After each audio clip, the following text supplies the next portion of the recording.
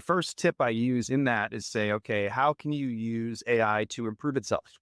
And this is an example of, I can't tell you both internally and externally how many times if I do, okay, hey, everybody here, show of hands, before you submit the prompt to AI to make it better. Like AI knows better than you do how it's going to interact with these words you are about to give it.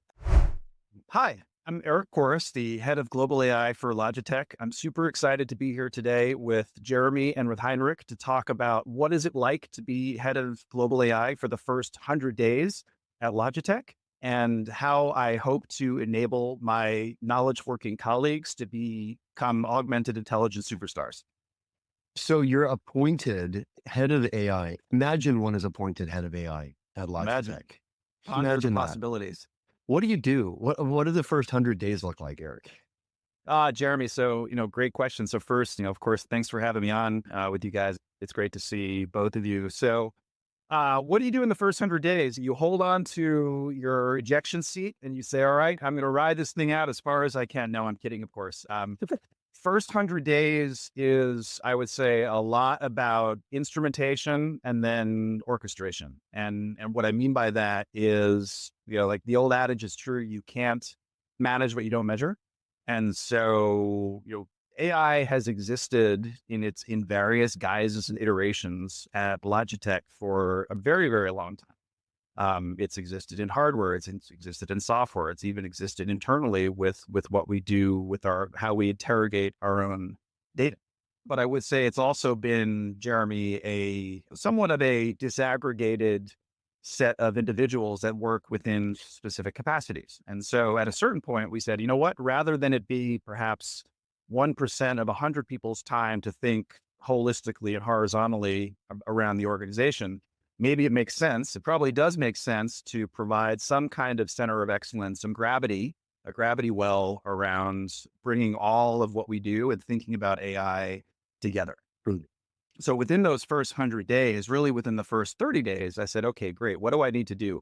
I need to figure out for the individual. So of this roughly 7,000 of us that work around the globe, how are individuals like myself, knowledge workers, using or not AI within their own capacity to be augmented, intelligent people, right? So I think a lot about AI, right? You can have, I think, and even Jeremy, maybe you said it in one of your recent articles, right? Like there's average intelligence, there's aspirational intelligence, and then there's augmented intelligence. I would like to be in a place in which the mark I leave at Logitech a year from now or 2 years from now is in which all 7,000 of us are operating at this augmented intelligence basis. But we need to benchmark. We need to get there somewhere at the beginning. So the first benchmark was, let's do a state of Gen AI as an example, state of Gen AI survey across the entire company to understand where our strengths and weaknesses are, and then how we can get better. And also for me personally, professionally, to say, okay, Jeremy, 6 months from now, a year from now, have we moved those markers? What is the NPS on our use of generative AI? And so what was that? Was that a questionnaire, or was that like, you looking into enterprise ChatGPT and see how many sessions? What was kind of like some of the things that you were measuring? So it started with a survey. And the survey, look, in previous lives and iterations, I have built research and insights practices at the 4 different companies in which I was a CMO. So the practice of research is not foreign to me. And so it started with the survey, but it was enhanced with, we also have usage information of our own instances of AI. So in that case, to your point, we have something that we call internally Logi AI, in which we have built similar to, I think, early Moderna days when they had their MChat prior to moving to OpenAI or GPT Enterprise. They built their own way in which they could bring in different models. I love that for a variety of reasons, but that also gave me an ability to look, of course, on an anonymous basis, what is the usage of our own systems? Are we using it in that way? Go ahead, Jeremy. I'm just digging into that idea of survey usage. One thing that's always curious me, and this is somewhat ironic, I know, coming from the idea flow guy, and most of the time I'm talking about more is better. When comes to I don't think more is better. I think better is better. And what I mean by that is more usage doesn't necessarily mean better usage, right? It could be more average use, which is probably actually not better than just humans without augmentation. Can Right. you talk for a second about how you evaluate quality? Are you able to evaluate quality? Because I imagine like self-reported survey and certainly usage data would give you kind of a quantity measure, but probably wouldn't tell you much about the quality of folks' interactions with LLMs. Yep. So it reminds me. So my high school band teacher, Ken Pollitt, if he's out there, I'll send this podcast to him. Still alive, and he used to say, practice makes perfect, but it also makes permanent. And so, to your point, it's like you could be doing the same thing over and over again, but if you're starting from the wrong seed knowledge or kernel, it can be completely off. So, give you one example of that. And let me take a step back. Prior to doing that survey, I also had over the last year prior to taking this role, an opportunity to teach, which something hopefully shifts. Jeremy, you would appreciate, teach about 800 of my fellow colleagues how to master generative AI. And the first tip I use in that is say, okay, how can you use AI to improve itself? And this is an example of, I can't tell you both internally and externally how many times if I do, okay, hey, everybody here, show of hands, before you submit the prompt to AI to make it better. Like AI knows better than you do how it's going to interact with these words you are about to give it. Do you mean like, hey, ChatGPT, I'm trying to do this, and here's the prompt that I wrote. Can you give me feedback on the prompt before I ask ChatGPT what I was going to ask ChatGPT? That's exactly Yeah. right. And whether it be GPT or Claude or Gemini, it doesn't matter what model you work with in that way. They all work, or they all will give you that kind of feedback. And that's also the other thing I do where I have I don't have it on my computer anymore. But the other thing I encourage people to do is I always say, put a Post-it note on your computer and saying, ask AI. And ask AI really applies to everything. So Jeremy, back to your question. So from teaching and training 800 people, I could understand qualitatively where some of the gaps were based on those conversations and Q&As in Zoom sessions and in-person sessions, number one. Number two, if we looked at some of the prompt history, we could say, okay, are people using some concept of, context, task, and output, right? So if we think about the basics, a role, context, task, output, depending on which framework you use around prompt or light prompt engineering to understand whether are people doing that, and also are we looking at it in terms of depth of prompts? So I'm not looking at anybody other than my own, the kinds of prompts that I'm able to look at, and I have full spectrum analysis into my prompts. But what we can look at on a history basis saying, okay, what is the average depth of prompt? Okay. And if the average person is prompting, 2.7 chats per conversation or so, that's saying to me, that's giving me some quantitative and qualitative estimate to say, Sure. okay, the conversations aren't that deep. And then I look at the survey and I say, okay, hey, we're doing the survey comes back and say, hey, love AI, generative AI for content writing, summarization, drafting emails or whatnot. Okay, that's good. That's like AI curious. And now I want you to get AI fluent. So that's the transition. I think, part of the transition for us is going from curiosity to fluency. I love even the simple heuristic of how many interactions are in the conversation. Because I think anybody could acknowledge in a human conversation, if folks looked at our transcript and there's only one person talking the whole time, say what you will about what a good production is, it would not be a good conversation, right? There's a back and forth. And I think even that simple heuristic, Eric, I just wanted to call that out of just look at how many interactions are you having. If you're not having a vibrant back and forth, it's not a conversation. And we know by now, of course, that the more people know about using AI, the more they use it as a conversation instead of just as a prompt. And so I think that's a good point.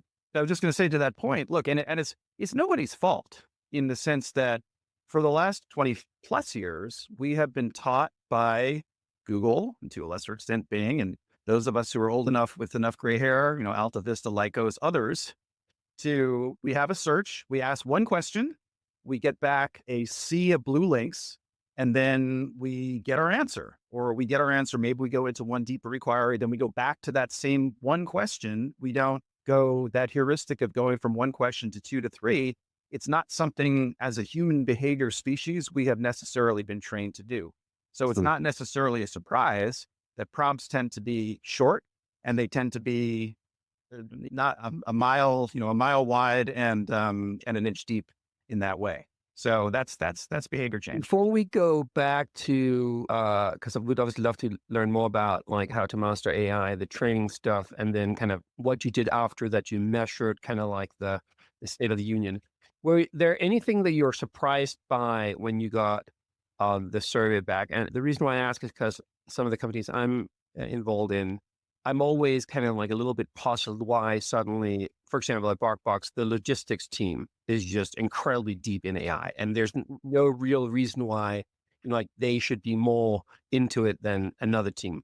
Did you see any kind of like patterns that kind of stood up as you were reviewing the surveys? Well, yeah. So it's funny you mentioned that. So I looked at the survey ahead of this call to say, okay, what were some of the challenges? And so from the survey, we saw that 96% of employees, or my colleagues, have engaged with AI in some way. Now we could talk about the level of depth and whatnot. So it's not like it hasn't, again, going from this curiosity to fluency. But what I would say is that there was uncertainty in terms of how AI may fit into specific job functions. And that is a function of maturity of AI going beyond this very podcast, beyond the prompt, going beyond this curiosity into, okay, can I take an op variance report, for instance, if I'm part of the finance team, can I interrogate my data in a way that historically I've done using human grunt work, grudge work, and a bunch of macros in Excel? And so bridging that gap between AI in theory should be as simple as search, as simple as these tools that we've used for decades. That's where I think there is that maturity curve. It still needs work. So the biggest surprise is, again, the going from curiosity to fluency. But Henrik, to your point, I would bet that team that you described, there was at least one person in that team who was an AI champion, someone who was curious early on, started to go deep, and then said, hey, it is my responsibility as a good colleague to start bringing my team into the mix and into the conversation. And that's what I found, again, from training and talking to over 800 people, almost on a one-to-one basis in the last year. There are absolutely champions in every part of the organization, but sometimes those champions are quiet champions because of either personality or workflow, or they work in a different office. And so the more we're able to expose those champions, the more we're able to matriculate have the information trickle down as well as trickle up. Does that make sense? A ton of sense, and obviously raises a lot of questions. Should we just, before we go down that track, stay a little bit with the how to master? And obviously, I think everybody who is involved with trying to figure out how to upgrade their company's abilities to speak AI is kind of like trying to grapple with that specific question, right? Let's just start with kind of just what you were teaching people. Did you simply set up like, webinars and kind of like saying, hey, next week, Eric is going to teach how we prompt better and do like kind of like the basics? Or could you tell a little bit more about how you? No, absolutely. So the journey inward, my journey toward AI started really 13 years ago when I got to work with the founder of Rocket Fuel, which was a MarTech company back in the day. He was a classmate of Sergey and Larry. He was an AI PhD, turned down the job to be employee number 4 at Google, but like he did okay in the end. His name is George John. George, if you're out there, George John PhD, and had one of the most cited research papers in the world around AI. So if you fast forward from 2012 to now 2024, now we have folks like Section. I know what you were a part of. Section's now created their AI mini MBA course. So I took the AI mini MBA course a year ago, and I said, or over a year ago, and I said, wow, this information is incredible. And the capstone course of Section's mini MBA is one in which they ask you, okay, how would you apply, basically, what's your thesis? How would you apply what you just learned to something that you're doing at work? And so my original thought to do that was, okay, I'm going to do this for product management. How do I, very tactical, how do I prioritize product and program management for the function that I was part of at the time? But then I slept on it. And then overnight I had this epiphany, which was, hey, wait a second.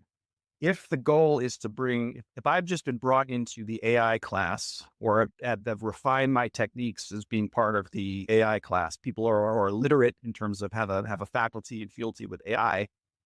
Maybe what I can do is take this 1,000 slides worth of content and great teachers, of which I would include Heinrich, what you're doing, and Jeremy, what you're doing in terms of this podcast, and boil that down into something that would be digestible for the knowledge workers that I get to work with. And so it totally shifted my approach. And I said, hey, I want to take on the role of AI consigliere within the organization, because I'm one of the few people that have both the history in terms of making AI explainable and also the practical applications of AI to be able to do that. So then that created for me a way in which I could say, yeah, you know what, I'm just going to start presenting to teams because I know they have the need for this. I've been asked about it through the tea leaves. People are asking me about, hey, can you help me with this? Hey, I've heard that you just did this course. Hey, I've done XYZ. So that's really where the journey began in terms of journeying inward organizationally. And then over that time, over the course of 8 months and 800 people and I don't know, 24 different courses taught, I came up with my presentation now is one slide, and it's one slide with 10 tips. And those 10 tips are something that I can spend 2 hours chatting with different teams about. And the first tip, as I described, was, use AI to improve itself. Before submitting a prompt, ask AI to improve the prompt with you as part of your first effort to collaborate with AI. That's fascinating. I think everybody who have had the role of kind of like inspiring an organization or get them going, you kind of done some of that. My 10 wasn't 10 tips. It was 20 things that I used AI for the last 2 weeks. And it just was like this kind of rapid fire of just use cases, anything from kind of like writing a investor report to talking through a difficult meeting to writing a good night story for my kids. But also like it just prompts kind of like people's brain to go, hey, wait a minute, can you use it for that? And I also really just want to point that out. I think there's something very interesting in this idea of using, wouldn't call it almost like swag to try to get into people's daily habit. Obviously, you're an expert in habit building, so maybe you could talk a little bit more about that. But I was just thinking, everybody should simply go around and put those post-its on people's laptops, right? Or computers. Oh, no, 100%. When I visit an office, that's what I do. And one of the nicest ways that people have ever sort of thanked me for the training was I've had people send me pictures of their computer with an Ask AI next to their Logitech camera. That's cool. But to your point, Henrik, I should bring up that yes, it is 10 tips, but the 10 tips are me working side by side with one of the multiple generative AI models that we have available to us. Say, okay, now let's take this tip. Let's hey, Henrik, what's something you're thinking about today? Okay, I'm thinking about my kids in a story. Okay, great. Let's do that in real time. Let's write that prompt. And now, before we submit it, let's use AI to improve itself. What is one of the other tips, just so we get a little bit of a flavor? Oh, sure. So prompts can be preposterously long, and that's okay. So I think, again, this mindset of how do I transition from search to Gen AI? And what I'll do with the prompts can be preposterously long. The first thing I'll share is Anthropic posts their system prompt, right? Mm-hmm. They will make an update to their system prompt. And the system prompt is about 4,500 words long.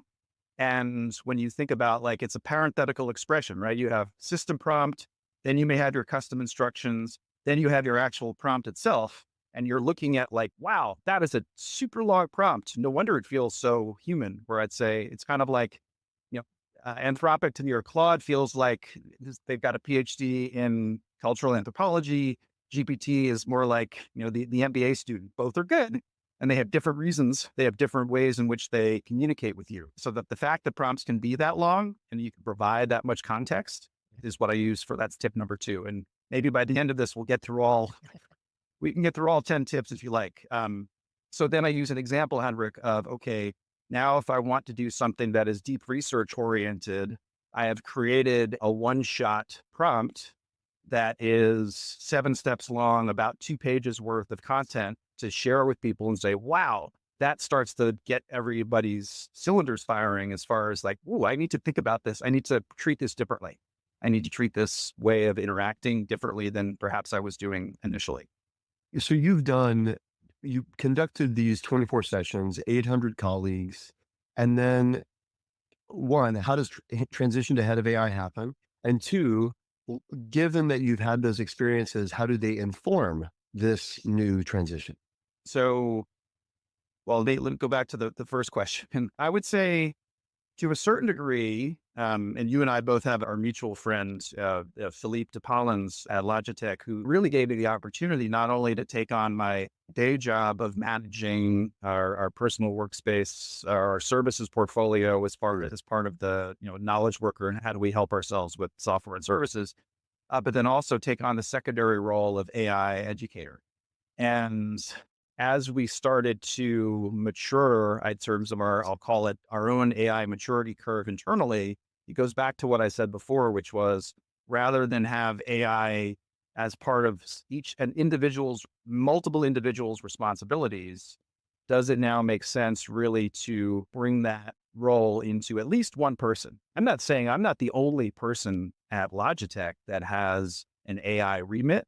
I happen to have a remit that is really responsible at the moment, I'd say the first 6 months. So instead of first 100 days, the first 300 days of upskilling, up leveling ourselves related to, again, this notion of augmented intelligence, where everybody can feel very comfortable that they can ask AI and they can have a conversation with AI and they can get the most out of their experience of AI. So it was a natural transition for me, Jeremy, to go from educator plus my experience over 12 years of thinking, doing, learning, understanding AI, plus my personal experience. I did this again just before this session.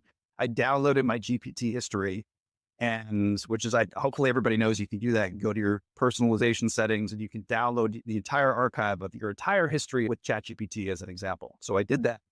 And it turned out that I had done over the last 2 years, 9,736. There were 9,736 conversations. It was about 2,000 pages of written work that I've co-collaborated with, and like 1.7 million words worth of conversations with AI. And then if you go back to the habit book, and then I said, okay, Atomic Habits is about 80,000 words long. So I've done about, I've written about 20 books worth of generative AI and had that experience over the course of 2 years. So there's a certain faculty there that is maybe higher than average in that way.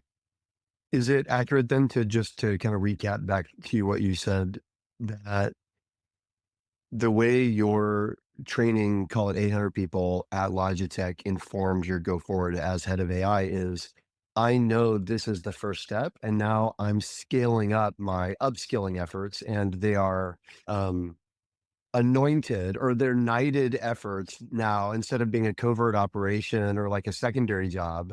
Now my actual full-time job is to scale up this thing that I already started doing on a part-time moonlighting basis. Yeah, I think that's a good way to describe it. And what I would say there too is, right, like we have Logi AI, our own internal instance where we're calling in an API way the different models. So one great thing about working at Logitech is that we haven't standardized on one model. So everybody right now has a model playground to work with. They can work with Gemini, they can work with ChatGPT, they can work with Claude, and any other model we may choose to introduce. And so that was a real, a great light bulb moment for everyone to say like, wow, like many companies, as you know, have standardized on one.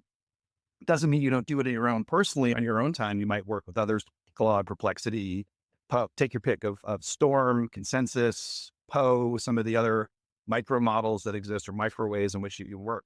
But what did that tell me, Jeremy? It told me that when I looked at our own instance of Logi AI, it was behind VPN.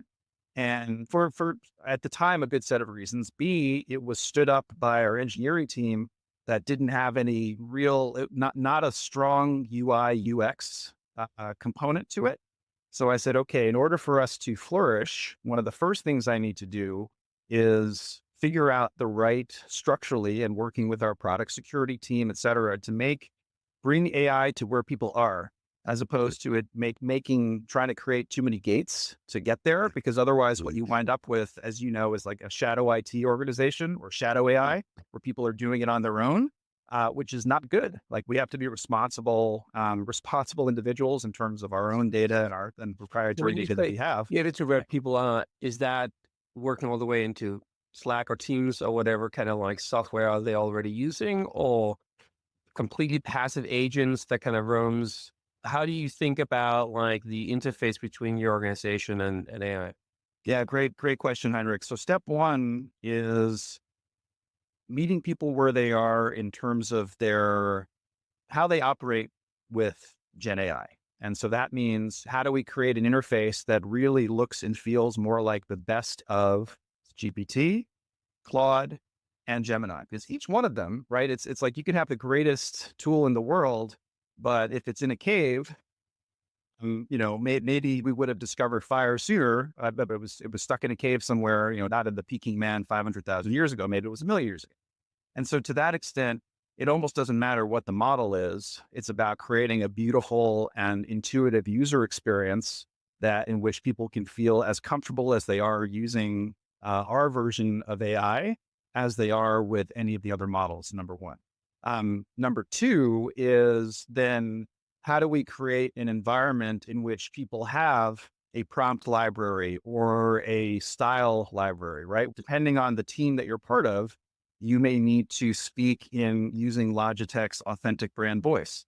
What are the ways in which we can help you adapt your voice into that brand voice and give you templates? So that was another key learning based on speaking with lots of people is, okay, how a marketing team in our business group converses or creates content will be different than that person that I described before in operations or finance, who will be different than that person in product management, and who will also be different than developers, who typically will use or are very often over-indexed in terms of their use for code review.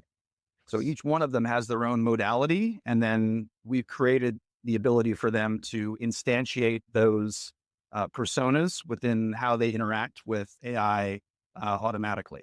I'm just thinking about the breadth there. I mean, you just described so many different roles, so many different functions and it sounds like, you correct me if I'm wrong, it sounds like you're kind of near term. You said 1 or 2, your goal is 100% of people proficient, 7,000 employees, fluent, or, from average to aspirational. So how do you measure that? How do you know if you achieved your goal? Like, what are you actually looking at in terms of an outcome variable to know in 2 years, has Eric Juarez been successful in achieving the goal? Like, what are you even measuring to know? Sure.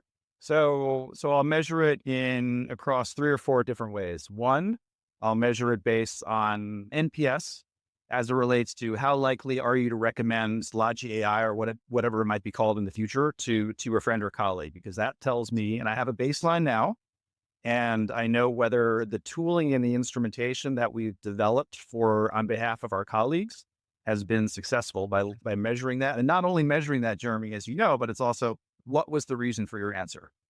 So that's super important, right? For instance, when we think about our teams in China and in the Far East, they do need access to different, I'll call it non-Western standard models. Yeah. And so that's something we're exploring right now. How do we safely, in a privacy and security friendly way, enable, whether it be Quen from Alibaba or DeepSeek or any of the other models that exist? How do we give them the right kind of model playground such that they can work more effectively, collaborate more effectively, specifically in those markets? Is what you're saying there, that you can't, if you're measuring NPS as one outcome variable, and you said, what's the reason for the answer? You can't expect folks who don't have access to the best tools to have a great experience. And so part of your job is to make sure that everyone has access to the best tools so that you know that your NPS is a reliable measure. Right? Yeah, but also the best tools for them, it sounds like, which I think is actually an interesting observation that. Right. Well, no, yeah, that's absolutely right. Right. Like, what might be right for you may not be right for some, depending again on the use case. So, right, in the case of even now, when you use as an individual personally in your own personal time, right? Like, there are different file formats, as a simple example, right? There are different file formats that GPT does a great job of, that Claude doesn't yet read. And similarly, there are certain files that Claude does, I would say, a better job of either OCR recognition or image interpretation or code that it will do well that others don't. So that's like the point of meeting people where they are based on that need state and providing the right model for associated with the goal, number one. I would just suggest there, Eric, insofar as you're measuring NPS, I think another great measure, and perhaps even better my understanding of kind of product market fit measures and things like that, is instead of asking for an NPS, ask how disappointed would you be if you no longer had access to this tool? Oh, yeah, that's a great question. That's something we ask as the other part of the software portfolio that I have in Smart Habits is we ask that exact question and we say, okay, we know that 96% of people in that particular example, 96% of people would be super disappointed if it didn't exist anymore. So that is a great question. Jeremy, it's a great reminder. Thank you, because that's something we'll do. I want to do this tracking study every 6 months. Yeah. People can give us feedback whenever they want, and something we will introduce, Heinrich, to your question, and Jeremy to yours as well. The thumbs up, thumbs down in terms of conversation response, that will be measuring us. And then that is to say, okay, if I have a conversation in Logi AI, was it thumbs up? Was it net effective? Did it give me some kind of value, or was it meh? Or was it really great? Again, that's not something else we're measuring now. You can give thumbs up and thumbs down in your commercial versions of GPT, for instance, but that's going back to them. That's not going back to us and saying, okay, can we get that? Then that's available to us at any time. So I would say there's a combination of quantitative metrics as well as qualitative. So what I described before in terms of qualitative, now let's look at conversation depth. Let's look at conversation, the average prompt. Let's look at how many assistants have been created today and how many assistants will be created 6 months from now versus a year from now. Let's look at the usage of those assistants. Let's look at the champions in which every time now I know who my champions are because they've given me permission from the survey to say, yes, I'm an advanced user. Yes, these are the things I'd like to see better. Yes, this is why I love or hate Logi AI or G Suite. Yes, I'm proud to be, or I'm actually ready to be an AI champion within Logitech. Can you talk a little bit more about the champions? Because Bryce from Moderna mentioned that he had 100 champions, and that is kind of a fixed group. And basically, if you don't do the job of an ambassador, you're kind of you fall out of the group, which I thought was interesting. And that's something that we've adopted at BarkBox, and I've heard other people have success with. Could you talk a little bit more about how do you serve your ambassadors so they can serve the rest of the thousands of Logitech employees? Right. So it's the teach, tailor, take control. So right now, to be fair, in terms of our journey, I think I have a pretty good sense of who those ambassadors are. In terms of the actual rolling out of the Champions program, it's still very much in development, which is great because yes, I am speaking with Bryce about, okay, what did you learn about that experience? Henrik, as a separate conversation, love to interview you about what worked as well. But I find that in my case, I studied martial art for over 20 years, ninjutsu, and I got to be pretty good at it. I got my 5th Dan license in 2004, and that said, okay, Eric, you are now knighted, as Jeremy said, by the grandmaster of the art to be someone who can then pass on the art to others. And what I found in that experience is that, right, teaching is the best teacher. And so do you really understand your stuff? Can you actually effectively teach something to me that either I didn't know before or I had to unlearn and relearn? And that's prompting as an example is a skill that people often have to unlearn and relearn because of this sort of going from search to generative AI. And so one of my markers in terms of ambassadors will be, okay, I want you to be able to teach to me and to a cohort of other people I've identified as super users, and to help us understand how comfortable you are with the material you have, how you're teaching people, and then what are the key takeaways that they can then use as part of their everyday. And that's one of the metrics by which we will keep or move ambassadors in and out. Because look, people are busy, right? You get assigned a new project, you have a new child at home, you have other responsibilities. So I don't think the expectation is that ambassadors necessarily need to be there all the time, and that they should be able to have the right to rotate. assume the tips, get 100% penetration, right? You get 100% adoption, fluency throughout the organization. Have you thought about what's beyond fluency?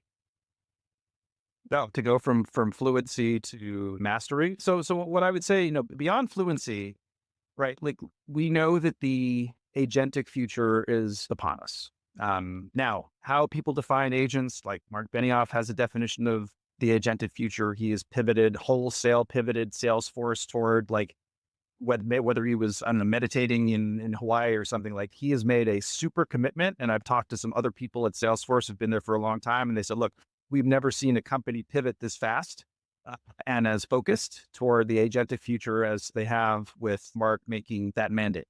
And so likewise, we have to think about, to your point, Jeremy, where I will no longer, a year from now or 2 years from now, if we do this right, I will no longer be working solely as a human knowledge worker. I will have a agent or a set of agents that I will be responsible for. And my AI fluency will be one in which I can, as the human, right, human as the instigator, human as the judge, I will understand what tasks and what projects I can safely and effectively delegate to my agent workforce and which ones require the full scale of my intellectual attention. So I think that is one of the markers that go beyond, beyond fluency. How do I work? How do I work with Gen AI myself on a day-to-day basis? The next generation of that is how do I work with agents on a day-to-day basis and manage the team effectively? Can I just ask you to double click a little bit of that? Because I obviously agree. And I think there is these two worlds emergence. There's the ones who's very advanced with AI, and we kind of talk about agents and stuff like that, as in like, that is about to happen. And we already have like a bunch of agents that we use on a daily basis and what have you.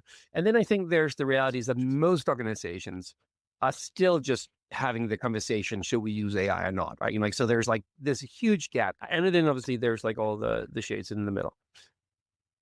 I find it complicated to help people think about how to atomize the work that they do and then productize whatever it is the output of their current day-to-day job.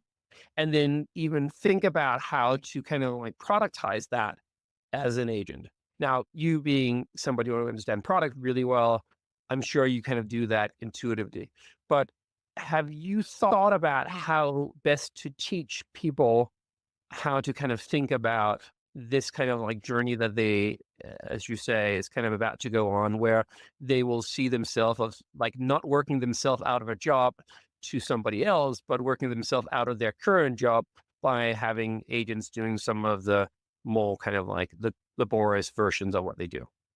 Well, yeah. So good question. So, all right. So 10 years ago or 12 years ago, at Rocket Fuel, we would say, free yourself from the tyranny of the grunt work, grudge work, and guesswork associated with the manual optimization of advertising campaigns and liberate yourself to do the most inspiring and insightful work of your careers. So what do you do right now, which is grunt work, grudge work, and guesswork? And how do you get to a place in which you can be inspired, do things inspirational and insightful?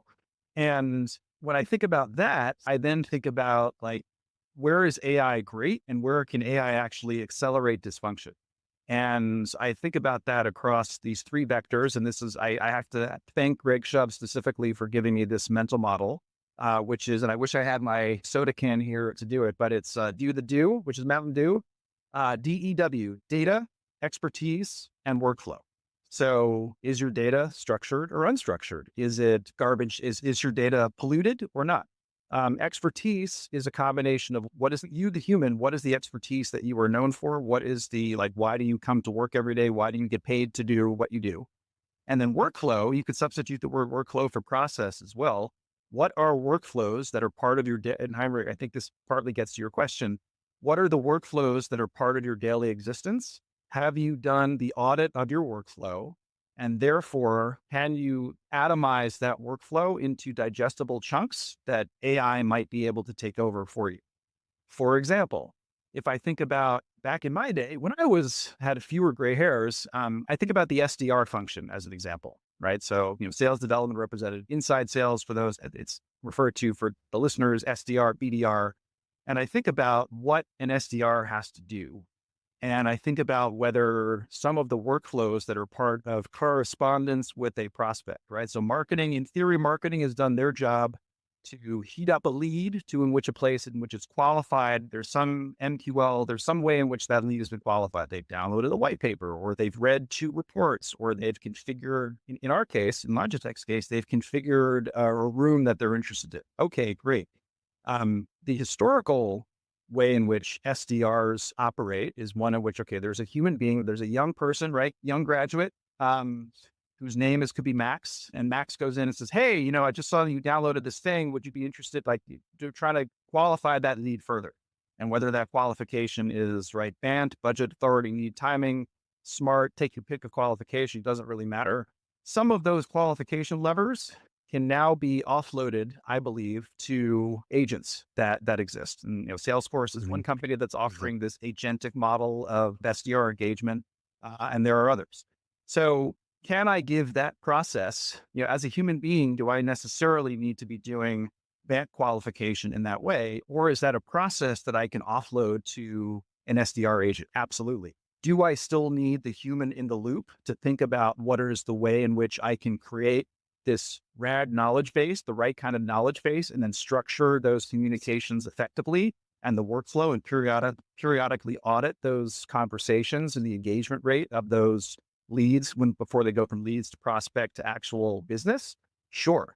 But I don't necessarily need to be that human that does every step of that qualification. And that's a great place where SDR agents could be very helpful. Similarly with customer service, like we've seen it, everybody here in fact, there was just that piece that was done that I saw on LinkedIn yesterday, which was 2 agents realized they were speaking with each other, and they switched how they started to communicate into a higher frequency language that the computers could understand faster than if humans were having that conversation together. I kind of like tracked that down. It was fascinating. But Yeah.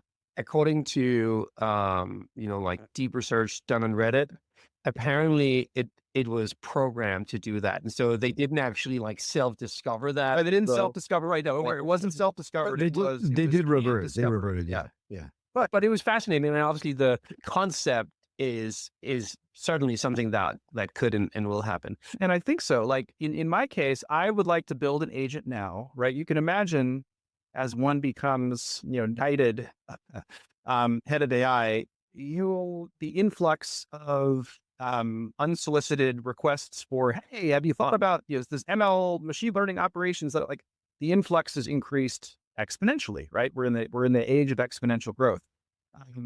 Because I'm still so new into the role, I cannot possibly answer these people. So what I would love to have is I would love to be able to build an agent for myself that queries me periodically and say, okay, hey, Eric, what are you in market for? What are you not in market for?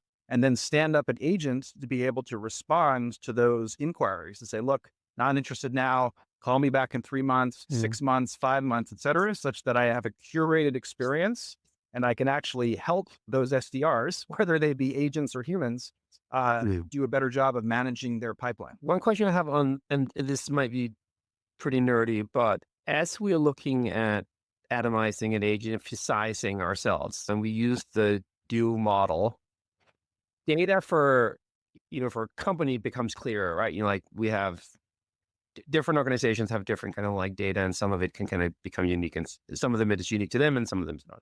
But as an individual, let's say that you just work in the marketing team, and you think about data for you as an individual. You mentioned one earlier, was obviously the data source, which is all your interactions you had with ChatGPT over the last 2 years, which is now like a repository that you can make into a RAG model. Do you have other kind of like things that you started to gather as data repository for you as an individual that can be useful? And I'm asking because I saw somebody who is now using Readwise a lot as being the repository for all the highlights they've done in Kindle books. And that now becomes kind of like a database of something that says something about their interest that they can use. Do you have other kind of things that you use that you started to kind of like keep because you're going to use it for an agent at a later point? Yes. So Notebook is what I use in no small part because when for purposes of research. So I try and stay up. I try and read 3 or 4 or 5 research reports that come out per week, of which there are another 15 behind it that I'm interested in, but just don't have the time to read. Like, I don't know how Ethan Malik sleeps, but I follow him pretty He doesn't. religiously as I don't. I everybody don't think does. he does. And I think everyone should follow Ethan, He is an not agent. only You know because that, right? trick. Well, right, because Reid Hoffman actually has his agent, his younger self that he's created, that three-dimensional facsimile of him, which is super interesting and interesting to watch himself interview himself from 30 years ago. But anyway, so I use Notebook as a repository of research information, both because, again, I think I'm a reasonably curious person. So I'm curious about lots of things. I just don't have time to absorb all of them. But that curiosity, I would say that curiosity is the tip of the spear to say, okay, you know what, these 5 things I read and these 15 things I didn't read, that becomes part of a knowledge base for me. So what's the workflow there, Eric? Like, is there literally like, do you have a workflow built in your mind? Like if somebody sends you a research report, you tag it and immediately send it to Notebook. And then at the end of the week, you have like a time blocked on your calendar to ask Notebook, what are the 5 biggest learnings? Da, da, da. I'm making it up, right? But You're not making it up. That is exactly what I do. Every week I get however many pieces of research, I tag, flag, I may be opening on my phone in Safari, and then I go through all of my open tabs from the last week, and I say, okay, that piece of research, I download it. I then upload it to a notebook, and then I get my 15 to 20-minute audio summary of that notebook every week that I then listen to and or read the briefing document within Notebook as well. And then what I may do, Jeremy, is I may use that research or some of that research in the future to create assistance. So for instance, I've created a prompt building before, yes, you can use AI to improve itself. And you can also go, instead of, a mile deep based on the type of work that you do. So I think Heinrich, you had asked the question about the marketer, right? So every piece of content that a marketer reads to become a better marketer potentially is part of that knowledge base. And it's just like, Jeremy, like, okay, I don't know how many books you read last year. And I think somebody on this podcast said it from a couple of months ago, which is like, you can't possibly remember what was on page 5 of the 4th book the 4th book ago that you read. Yeah. An LLM can. And so having that access to that information in a bespoke way becomes very, very powerful. This is killer. Okay. Is there anything that you feel like folks need to hear that that you haven't shared with us yet? So probably I am still surprised by the individuals I speak with professionally and personally who have not fine-tuned custom instructions to give the LLM that choice knowledge about themselves, whether it be their work, their career, and the types of outputs they expect. And Jeremy, you asked about like, what is that habit? Like a habit that you, a listener, can do right now, if you haven't done it already, is download your LinkedIn profile, assuming that it's up to date. And then you can upload that profile to your LLM of choice and say, hey, help me create, what do you think would be an appropriate set of custom instructions that would be right for me in 2,000 characters or less, which is generally like that's the default character size for many of these models, in particular GPT. And I promise, right? It's like the output, the pre and post, right? The pre-exposure, pre-custom instructions, post-custom instructions is dramatically different. Run the experiment. I think that's a cool thing, is like, tell everybody, take a prompt, maybe like a burning question you've got, put it in LLM pre-custom instructions, then do what Eric just described, which just TLDR, download your LinkedIn, upload it to ChatGPT and say, what should my custom instructions be based on my LinkedIn profile? And then upload that as custom instructions, then rerun the same exact prompt in a new window with your custom instructions and just compare the difference. I think if folks want to dig deeper into custom instructions, Dan Shipper actually went really deep in one of our early episodes. That's just right. on, he calls them the secret power-up that changed LLM. So I totally agree. Any other kind of big piece of advice that you think are no-brainers that folks just have to know before they stop listening to you, at least today? Sure. So fact checking, right? AI, it's still an overeager intern or an overeager PhD, MBA, depending on your pick, right? I do believe that the frontier models, it's the jagged frontier, as Ethan Malik described a year and a half ago. Like, the future is here. It's just unevenly distributed. And so LLMs are so eager to please that sometimes they will tell you the information that you want to hear. And so this is some of the work I've been doing recently. And I know, Jeremy, I shared this with you and also with Bryce, is creating neurodivergent assistants Mm. that give you the opportunity to really instruct the LLM to counter its narrative of always being the people pleaser, right? Eric, should we post a link to your psychedelic GPT? Would that be cool? Yeah, oh, In the, 100%. in the show notes? So folks who don't know, so Eric and I got into something on LinkedIn recently. We were talking about, psychedelics have influenced the kind of creative potential of humans for a while. And that's like introducing a chemical. What could we do with language to effectively introduce a psychedelic to an LLM?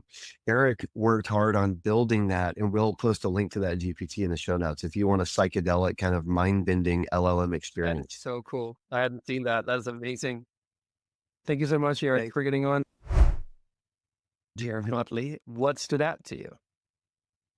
What stood out to me, this phrase, I can't remember where it came from. I feel like it came from a recent episode, but we've had so many amazing conversations. Folks, check out the back catalog, that I can't even remember which one it is. Maybe Henrik will, but is this idea of commissioning yourself. Do you remember where that came from? No, but I remember somebody said it. But you remember that vibe, Yeah. right? That's a vibe there. And I really like how Eric is, he's an incredible leader. He's an incredible entrepreneur. He's an experienced CMO. And now he's stepping into this super cool, super huge role at Logitech. And if you ask, how did it happen? Basically, he commissioned himself. Mm. He didn't, it was in our conversation with Blair, the rabbit hole sound. Yeah, yeah. And he talks about the same thing, right? Commissioning himself to do the Adidas ad. I think in the same way, Eric effectively commissioned himself by, on a moonlighting basis, taking the responsibility to train 800 of his colleagues, mostly because of his own personal curiosity. Then when the question comes, who should be head of AI at Logitech? How about the guy who's already taken the initiative to train 800 people? How about we start there? To me, that's a really cool, And you know what? That's probably a good thing. Like this is kind of also what happened at BarkBox. We have the guy who runs AI is called Mikkel, and that kind of happened. He used to run design before, but then he, got the AI bug and kind of spent most of the time talking to everybody else about it. And you know what? I was talking to a private equity friend the other day who was kind of asking, hey, I just got involved with this big company and we need to kind of upgrade their ability to do AI. How should I do it? Like, who should I hire, basically? And there's something interesting in the thought of like, do you hire somebody from inside who have already the ear and is somebody who kind of like can talk the Logitech language as it is for them? Or do you get kind of like the hot shot from outside? And then is it somebody who understands technology, or is it somebody who understands humans, which obviously is somebody with an experience that CMO is? And even if you take Bryce, who is not a technologist, but is one of the ones that we've spoken to that seem to have the best handle on how do you really push this throughout the organization. And so I think even like, who do you hire? How do you get hired? Like, is it inside it, outside? It's kind of like an interesting conversation. Yeah, it's super cool. I love the shout outs to Bryce. I think if folks haven't listened to that episode, you really owe it to yourself to listen to our conversation with Bryce Shalomel, the head of AI at Moderna, who's just probably a little bit farther on this journey that Eric's on. I know Eric looks up to him as a hero and as a thought partner. And Bryce lays out a lot of his thinking in that conversation. The other thing that I thought was just a really nice, simple takeaway is for anybody who's just getting started. Using AI to improve your use of AI is kind of the meta trick that unlocks a lot of possibility, whether it's using AI to help you craft your custom instructions, like we heard from Dan, now over a year ago, right? Eric mentioned that. Or whether it's even running a prompt through AI and saying, hey, I'm about to give this prompt. Could you seek to understand my intent and then give me feedback as to whether I framed this prompt well? How can I improve it? There's something about the kind of meta awareness that if you don't know how to use AI for something, you can actually ask AI and AI can teach you how to use itself or how to use it for your purposes in a better way. The final thing for me was like, we all feel that we are in a hurry to upgrade our own abilities and our company's abilities to use AI.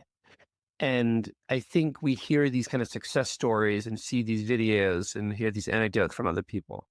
But it's nice even to hear from Eric that, he's also in the beginning of this journey, right? And we are just figuring it out. And probably no organization has truly, completely nailed this yet. And so Yeah. what I actually like about the industry of AI, if you like right now, if you take it just like applied AI, not just building AI systems, is that there's kind of like a nice camaraderie in like everybody just making shit up as they go along right now. Right. And I Sharing notes, just field notes. around and sharing, which is actually like a pretty nice kind of like, yeah, like nice space to be in. Yeah, I agree. It's a privilege. And I think the more that folks are sharing their experiences and I mean, I love maybe the last thing I'll say, and it's related to that point, is thought that champions at Logi should be able to come back and teach him something new and teach the other champions something new as a criteria for their continued championness. I thought was really great. Which one way of saying it is there's an implicit humility there that he is not going to be the person who knows everything. Yeah. And he's actually looking for people who are contributing to not only the group's collective knowledge, but his own understanding of the technology. I think is a really, really wonderful attitude to have for anybody who aspires to be the head of AI. And I think that's a good way to end it. So with that, thank you so much for listening to another episode of Beyond the Prompt. And obviously, if you enjoyed this episode, it will mean a lot to us if you can share it to somebody else on LinkedIn, or you could go in and like and subscribe wherever you do. That's kind of like how this show gets exposed to more people. So that would mean a lot to us. So if you can do that, we'd much appreciate it. And then until next time, take care. Be good.